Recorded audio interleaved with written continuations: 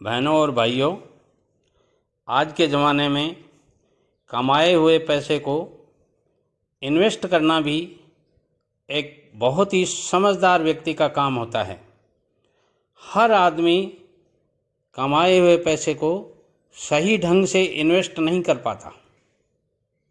तो आइए आज मैं बताता हूँ कि यदि आप खेत की ज़मीन खरीदना चाहते हैं तो आपको कौन कौन सी विशेष बातों का ध्यान रखना चाहिए।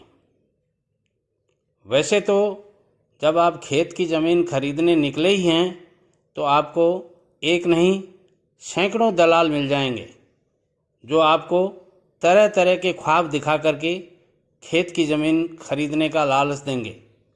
मगर मैं कहूँगा आप एक दलाल के थ्रू नहीं 10 दलालों के थ्रू अपने खेत की ज़मीन खरीदने की कोशिश कीजिएगा।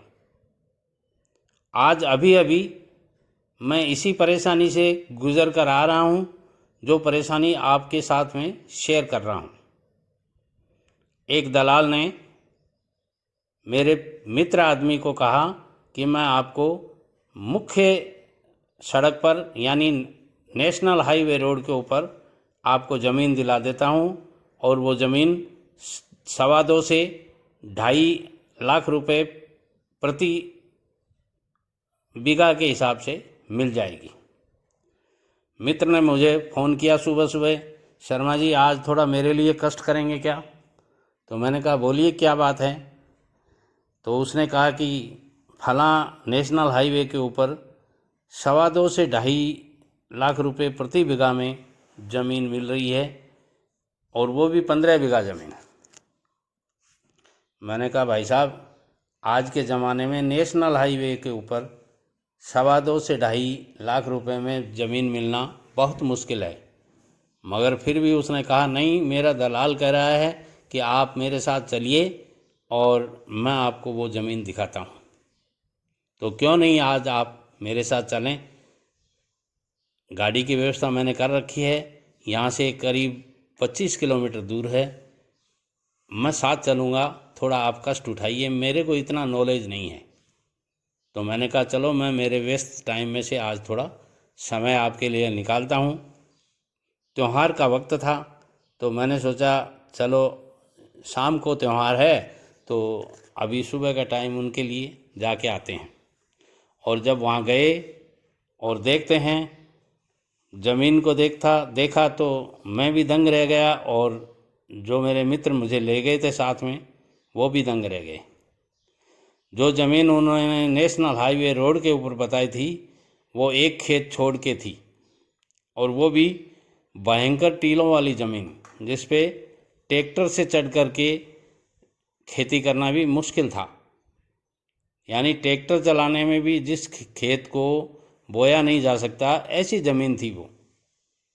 और वो भी एक खेत छोड़ करके, एक खेत छोड़ने का मतलब ये हो गया लगभग 15 बीघा ज़मीन मुख्य सड़क पर थी जो कवर्ड थी और चारों तरफ तारबंदी थी और उसके पीछे वाला खेत था। उसने कहा वो खेत है। तो मेरा जो मित्र था उसने कहा आप तो बता देते नेशनल हाईवे रोड पर है। हाँ तो बोले नेशनल हाईवे रोड पर ये बस एक खेत ही तो बीच में है। अब समस्या ये हो गई कि उस खेत में जाएं कहाँ से। तो मैंने उसको पूछा कि इस खेत में जाने का रास्ता, बोलो वो रास्ता तो उधर से गांव से आता है, उस गांव में अपने को चलना होगा और उस गांव से फिर जो रास्ता आता है उस रास्ते से जाना होगा। तो मैंने कहा फिर आप यहाँ क्यों लाए हो? बोले यहाँ तो आपको दिखाने के लिए लाया हूँ, यदि आपको वो ज़मीन जचती है तो आप वहाँ जाइए, अन्यथा तो जाने की ज़रूरत नहीं है।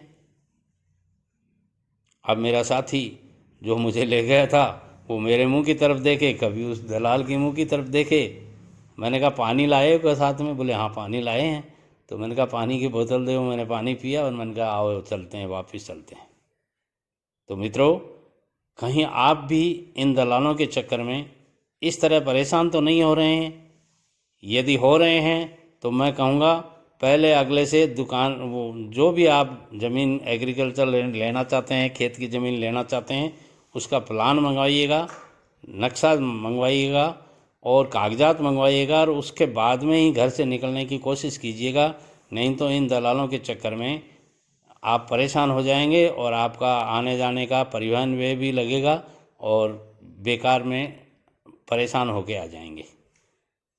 मेरा कहने का ये मतलब नहीं है कि सारे के सारे दलाल ऐसे होते हैं, मगर मेरे साथी के साथ जो गुजरा है वो मैंने आपको शेयर किया है। वीडियो अच्छा लगे लाइक कीजिए, दोस्तों में शेयर कीजिए और कमेंट्स के द्वारा हमें बताइए कि आज का वीडियो आपको कैसा लगा। नमस्कार।